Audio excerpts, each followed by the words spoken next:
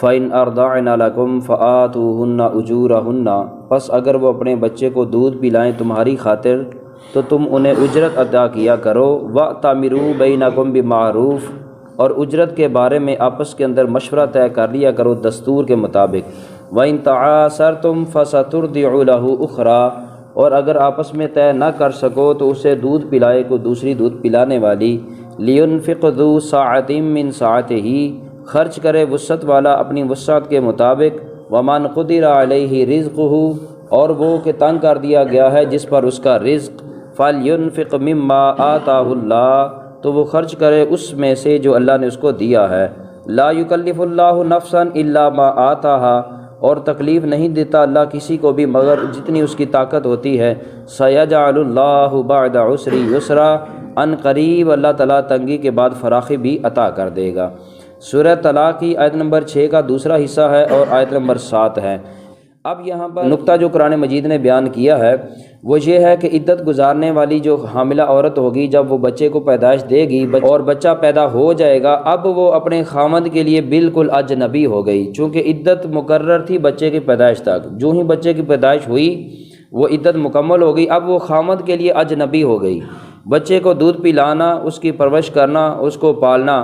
اب شرعی اعتبار سے دودھ تو ظاہری بات ہے ماں ہی نے پلانا ہے، لیکن پرورش کی ذمہ داری اور اس کی کفالت جو ہے وہ شرعی اعتبار سے والد کے ذمہ آتی ہے۔ شرعی اعتبار سے اس بچے کا آن نفقے کا اہتمام کرنا، پیدا ہونے والے بچے کی ضروریات کا خیال کرنا از روئے شرع یہ والد کی ذمہ داری ہے، اور ماں نے بچے کو دودھ پلانا ہے۔ تو اس لیے یہاں پر فرمایا کہ عدت پوری ہوتے ہی یعنی بچے کی پیدائش ہوتے ہی نکاح تو ختم ہو گیا، رشتہ زوج جو ہے وہ تو ختم ہو گیا۔ اب اگر ماں اس کو دودھ پلاتی ہے اپنی رضامندی کے ساتھ، اپنی خوشی کے ساتھ، تو فرمایا فَإِنْ أَرْضَعْنَ لَكُمْ فَآتُوهُنَّ أُجُورَهُنَّ، یہ شوہر کو چاہیے کہ وہ اس کو اس کی اجرت عطا کرے، اور جب اجرت ادا کرنے کا معاملہ آتا ہے تو فرمایا کہ وَأْتَمِرُوا بَيْنَكُمْ بِمَعْرُوف، تو اجرت کے بارے میں بھی تم آپس کے اندر مشورہ کر لو، یعنی میاں اور بیوی دونوں آپس میں مشورہ اگر کر سکیں، طے کر سکیں۔ اگر ایسا نہ ہو تو پھر لڑکا اور لڑکی کے والدین جو ہیں وہ اس بات کو طے کریں۔ اگر وہ نہ کر سکیں تو حسب دستور ان کی برادری کے وہ لوگ جو لڑکے کی یعنی والد کی آمدن کا جائزہ رکھتے ہیں کہ وہ کس قدر آمدن کا مالک ہے اور کتنی اس کی استطاعت اور ہمت ہے، اس اعتبار سے اس پر جو ہے وہ نان اور نفقہ اور اس کا خرچہ جو ہے وہ مقرر کر دیا جائے۔ فرمایا کہ اگر وہ عورت دودھ پلانے سے انکار کر دیتی ہے اور وہ بچے کی پرورش نہیں کرتی اور بچے کو دودھ پلانے کی ذمہ داری بھی نہیں اٹھاتی، اور خامد جو ہے وہ اس کو معقول معاوضہ دینے پر بھی راضی نہیں ہوتا، تو پھر قرآن مجید نے کہا فَسَتُرْضِعُ لَهُ أُخْرَىٰ، پھر کسی ایسی عورت کا اہتمام کیا جائے کہ جو اجرت لے کر اس بچے کو دودھ پلائے، تاکہ اس بچے کی ہلاکت اور فرمایا کہ اس کی جان کی ہلاکت کا جو خطرہ ہے وہ ٹل جائے اور بچے کی صحت پر اور اس کی زندگی پر کوئی حرف نہ آئے۔ اس لیے قرآن مجید نے کہا وَإِن تَعَاسَرْتُمْ، اگر میاں بیوی آپس کے اندر اجرت طے نہ کر سکے تو پھر کسی دوسری عورت کو مقرر کر کے اس بچے کی جان کو خطرے میں نہ ڈالا جائے۔ لِيُنْفِقْ ذُو سَعَةٍ مِّن سَعَتِهِ، آیت نمبر 7 کا آغاز کرتے ہوئے اللہ نے فرمایا کہ اس شوہر کو چاہیے، اس والد کو چاہیے کہ وہ خوش دلی کے ساتھ اور فراخ دلی کے ساتھ اپنے بچے پر خرچ کرے۔ وَمَنْ قُدِرَ عَلَيْهِ رِزْقُهُ، اور جس کے حالات تنگ کر دیے گئے ہیں اسے چاہیے کہ وہ اپنی گنجائش کے مطابق فَلْيُنْفِقْ مِمَّا آتَاهُ اللَّهُ، جتنا اس کو اللہ نے عطا کیا ہے اس میں سے وہ خرچ کرے۔ اب یہاں پر باپ کو نصیحت کی جا رہی ہے کہ وہ خوش دلی کے ساتھ اور پوری فراخ دلی کے ساتھ اپنے بچے کی رضاعت کا جو معاوضہ اس کو ادا کرے، بخل نہ کرے، کنجوسی سے کام نہ لے۔ لیکن اگر وہ حالات کا مارا ہوا ہے، اگر وہ مفلس ہے تو حسب توفیق جس قدر وہ ہو سکتا ہے اپنے بچے کی پرورش کے اندر وہ دے، اس لیے کہ جب وہ یہ دے گا تو نہ وہ اس عورت پر احسان ہے نہ اس بچے پر احسان ہے، بلکہ وہ شریعت کا حق ہے جو حق اللہ تعالیٰ نے اس پر عائد کیا ہے۔ اب یہ بات جو ہے وہ قابل توجہ ہے، جیسا کہ کل بھی ہم نے سمجھا کہ ہمارے ہاں معاشرے میں ہوتا یہ ہے کہ جو ہی طلاق دی تو سارے بندھن، سارے رشتے، سارے تعلق ساری توڑ دیتے ہیں۔ ہم سمجھتے ہیں کہ بس طلاق کی ڈور کاٹ دی تو دنیا جہان کا سارا رشتہ ہی کٹ گیا۔ قرآن مجید نے کہا کہ یہ رشتے اتنی آسانی سے نہیں ٹوٹتے، جن کو بڑی خوشی کے ساتھ پھولوں کی سیج پر بیٹھ کر تم سجاتے ہو اور وہ انگلیوں پر شہد لگا لگا کے ایک دوسرے کو چٹاتے ہو، جب رشتہ داریاں کرتے ہو، پھر وہی شہد بعد میں جا کر زہر بن جاتا ہے۔ تو فرمایا کہ شہد کو زہر بننے میں تو مدتیں لگیں گی، اس پر تو زبانیں لگیں گے، یا کسی بات پر کی جا کر وہ شہد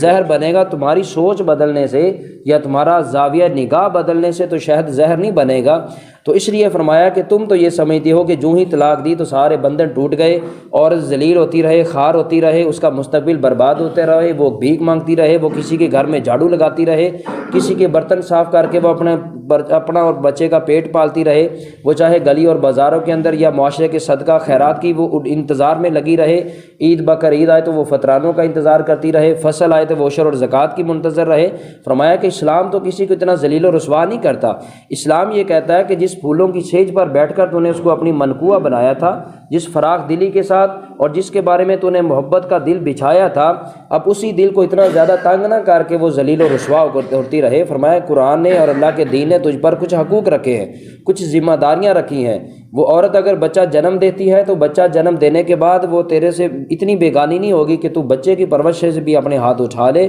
فرمایا کہ بچے کی پرورش جو ہے وہ مرد کی ذمہ داری ہے۔ جب تک بچہ شیر خارگی کی عمر میں ہے، یعنی 2 سال تک بچہ دودھ پیتا رہے گا تو 2 سال تک والد کو اس کی ذمہ داری اٹھانی پڑے گی، اس کے دودھ کے نان نفقہ اخراجات جو ہیں وہ دینے پڑیں گے۔ اور آسانی کے لیے قرآن مجید نے کہا کہ جس کی جتنی حیثیت ہے اسی کے مطابق وہ خرچ دے۔ اب یہ قرآن مجید نے اس لیے کہا تاکہ دوسری طرف سے جو عورت ہے وہ بھی ناجائز فائدہ نہ اٹھائے، اور آج کل ہوتا ایسا ہی ہے۔ پہلی تو بات ہے کوئی اس طرف آتا نہیں، اگر ہو جائے تو پھر قانون اتنی گرفت ڈال دیتا ہے کہ جس کی ماہانہ 10,000 یا 20,000 آمدن ہوتی ہے اس کو 30,000 خرچہ ڈال دیا جاتا ہے۔ تو یہ بھی ہمارے قوانین کے اندر بھی ریزولیشن کی ضرورت ہے۔ اور پھر ہوتا یہ ہے کہ اسٹیٹمنٹ جو ہے وہ صحیح طریقے سے تیار نہیں ہوتی، اصل خرابی یہاں پہ پیدا ہوتی ہے۔ تو بہرحال قرآن مجید نے تو دونوں طرف سے آسانی پیدا کی ہے، مرد کے لیے بھی اور عورت کے لیے بھی۔ عورت سے یہ کہا ہے کہ تو اللہ کو حاضر ناظر جان کر اور اللہ کا ڈر اور اس کا خوف اور اس کی خشیت اپنے ذہن میں رکھتے ہوئے تو اس کو مطالبہ کر خرچے کا۔ اور مرد سے کہا ہے کہ لینفق ذو سعۃ من سعتہ، اگر اللہ تعالیٰ نے تجھے فراخی دی ہے تو اپنی وسعت کے مطابق اس کا نان نفقہ جو ہے وہ معقول اس کو ادا کر۔ آگے بیان کیا ومن قدر علیہ رزقہ، اور جس کو حالات کا تنگی دے دی، یعنی جو غریب ہے، جو مزدور ہے یا بالکل حالات کا مارا ہوا ہے، فَلْيُنْفِقْ مِمَّا آتَاهُ اللَّهُ، بس اسے چاہیے کہ وہ اللہ کے دیے ہوئے سے جتنا دے سکتا ہے اتنا ہی دیتا رہے، اس پر سختی نہیں۔ اور قربان جائیں قرآن مجید نے آپ نے کتنی خوبصورت بات کی ہے۔ فرمایا تم لوگ خود ہی قرآن اور حدیث کی، اللہ اور اس کے رسول صلی اللہ علیہ وسلم کے فرامین کی خلاف ورزی کر کے اپنا زندگی کے معاملات اپنے خود ہی تنگ کرتے ہو اور اپنے آپ کو خود ہی مشکل میں ڈالتے ہو، جبکہ حقیقت یہ ہے کہ لا یکلف اللہ نفسا الا ما آتاہا۔ فرمایا کہ میں رب تو ایسا ہوں کہ میں کسی بھی انسان پر اس کی قدرت، اس کی طاقت اور اس کی ہمت سے زیادہ بوجھ نہیں ڈالتا۔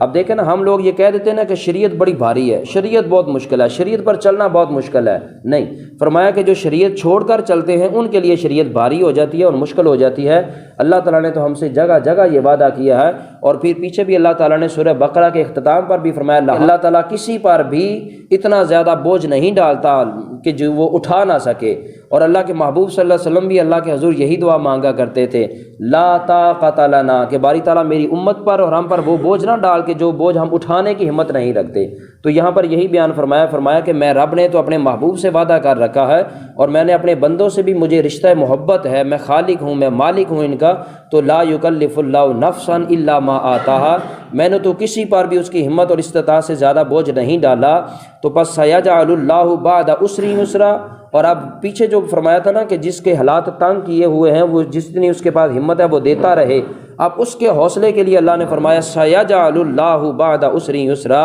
ان قریب اللہ تعالیٰ اس کے حالات بھی بدل دے گا جس کو اللہ تعالیٰ نے حالات کی تنگی دی ہوئی ہے۔ اب دیکھیں نا، اس کا بھی اللہ تعالیٰ نے وعدہ کیا۔ سیجعل، یہ سین جو ہے یجعل کے شروع کے اندر اس کو کہتے ہیں ان مضارع قریب، یعنی ان قریب اللہ تعالیٰ حالات بدل دے گا۔ اس آیت مقدسہ پر جب میں نے غور کیا تو مجھے یہ بات سمجھ میں آئی کہ اولاد پر خرچ کرنا سب سے بڑا صدقہ ہے، اولاد پر خرچ کرنا سب سے بڑا صدقہ ہے۔ دیکھیں، ماں باپ نے اولاد کی ضروریات پوری کرنی ہی کرنی ہے، وہ ان کی ذمہ داری بھی آتی ہے اخلاقی اعتبار سے، شرعی اعتبار سے، قانونی اعتبار سے، لیکن اس کے ساتھ ساتھ اگر والدین یہ سوچ کر اولاد پر خرچ کریں کہ اولاد پر خرچ کرنا صدقہ ہے تو صدقے کی بدولت اللہ تعالیٰ اس کے رزق کے اندر برکت عطا کر دیتا ہے۔ اللہ کے نبی صلی اللہ علیہ وسلم کے پاس ایک شخص آیا تھا، یا رسول اللہ میرے پاس دینار ہے، میں کچھ دینا چاہتا ہوں۔